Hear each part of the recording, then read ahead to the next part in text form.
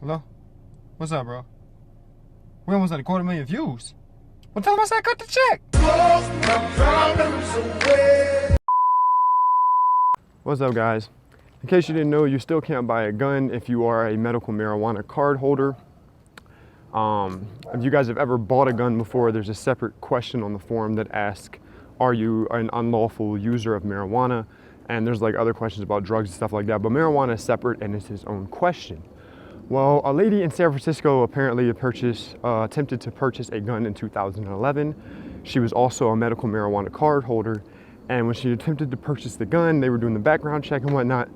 The gun shop denied her. And they cited the fact that she had a medical marijuana card and that federal law states that you can't use any unlawful drugs and purchase a firearm. So she took it to appeals court, and the Circuit Court of Appeals in San Francisco just recently basically upheld what's been before and said that you can't purchase a gun if you have a medical marijuana card, because in their eyes, if you have a medical marijuana card, that's basically saying that you use marijuana, which gotta agree with them on that one. So long story short, they're basically still upholding this because right now, guys, as long as marijuana stays scheduled by the DEA, especially where it's at right now, we're not gonna see this change, guys. I mean, you can get your med card and everything, but they're gonna do this, which is part of the reason why I haven't got my med card, let's be real. So this isn't, I mean, she tried to go to court and say, you know, it's against the Second Amendment, blah, blah, blah, which I'm not even gonna get into that right now, but long story short, if you have your med card, you can't get a fucking gun right now. So if, you know, if you don't need a med card, if you're in a state that has rec, definitely don't do it until these laws change, because I believe that everybody has the right to protect themselves. More so, I find it ridiculous that they're still going by this old adage. Like, the whole thing is that they don't want you to be able to have a gun if you use marijuana, because they believe that somebody who uses marijuana is impaired in their actions and their thought processes, and basically therefore could be violent, and they don't need to have a firearm. But what I find funny is we all know that alcohol causes violence. In fact, I just found a study that said that and 63% of violence-related injuries in all countries, they did these studies in all countries, 63% of violent-related injuries were caused by drinking, either on part of the victim, the perpetrator, or both. So over half of violent incidents that cause injuries have someone in the equation drinking, if not both people. Yet, you can be a complete alcoholic and go buy a gun right now today. So, you know, a lot of these laws, a lot of the things in this country are extremely outdated.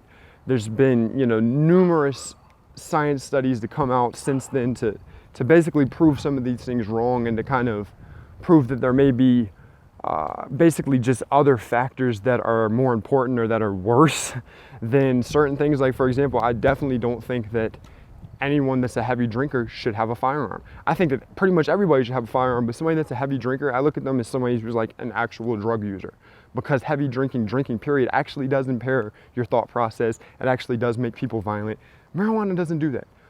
There's been several times that I've been on the verge of violence, extremely angry, and been like, you know what, I need to go smoke, and I smoke and I'm good. Be like, you know what, fuck it, ain't even that serious. Why was I tripping? I'm not about to go do no dumb shit, get in trouble, go to jail. I don't want to hurt nobody, fuck it. So you tell me when anybody has ever been steamed up, you know, temper rising, you know, and pissed off, and be like, you know what, I'm gonna go drink about it for a minute so I can calm down, and went and drank themselves to the point to where they weren't completely inebriated and passing out, and decided afterwards, you know what, I'm good. Tell me who was extremely pissed off, ready to choke somebody the fuck out, and drinks and is like, I'm good.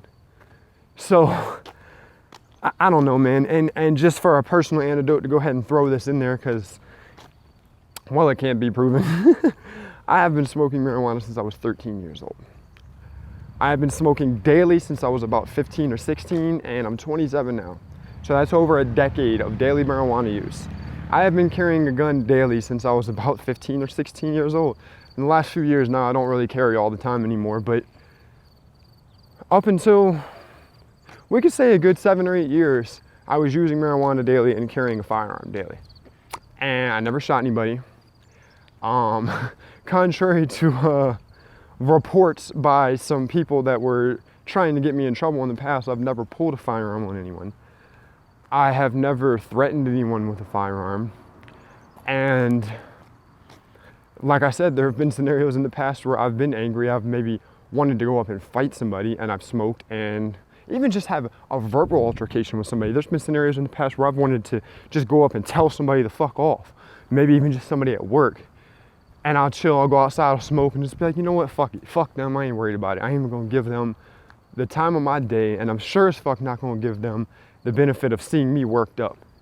And basically, like you said, taking that from me. My dad said, me and my dad don't have the best relationship, man, but he said some real shit one day. He said, every second that you spend unhappy is a second loss that you'll never get back. Every second you spend pissed off is a second that you'll never get back. So, of course, I'm not perfect. I don't remember these things all the time, but I try to remember that because it's true. Every second you spend pissed off, what the fuck does it do? Unless you channel that anger and aggression to, you know, another outlet to help you, you know, make something happen, to open a business, to create a work of art, to do something like that, or to better yourself, that's cool. But other than that, anger is almost useless, man. So anyway, getting back to the point of the video, don't get a med card if you want to buy a firearm, because as of right now, they're not letting that shit slide. And do I think it will change? Yes, I think it will change eventually. I think we need to really concentrate on getting marijuana re or descheduled. My main thing is descheduled. Like everybody wants to go for decriminalization. I want full legalization. I want full-blown recreational legalization across the fucking country, across the fucking planet, like it should be. But we're gonna fight for medical first. We're gonna try to get the people that needed it first, and we're gonna do what we gotta do. But going back, do I think it'll change? Yes. Right now, it's not gonna change. So if you want a gun, don't get a med card. We out. Oh, one more thing I just thought about. I just want to throw this at the end here. You know, they go back to the gun laws, and what pisses me off is they're not saying if you use this recreationally. I wouldn't be so mad if they said that recreational marijuana users can't obtain a gun, but the people that have a med card that are using this medically, where's the problem there? There's people that are being prescribed OxyContin and Vicodin and things like this, painkillers that are actually addictive, and they can still buy guns. And see, the problem with that is people break into fucking CVS or Rite Aid or Walgreens or whatever you have by you, and they fucking rob people at gunpoint, shoot people, and fucking armed robberies, kill people for these fucking pills. Okay, these pills are actual drugs that make people commit robberies and commit violence, but yet you can still have a gun if you're prescribed on fucking Percocet and all this other bullshit. But if you smoke a little bit of weed, you can't get a gun. So there's a fucking contradiction on all that. I don't understand how people can use addictive drugs that are actually fucking killing people, but you can't use weed. Riddle me that.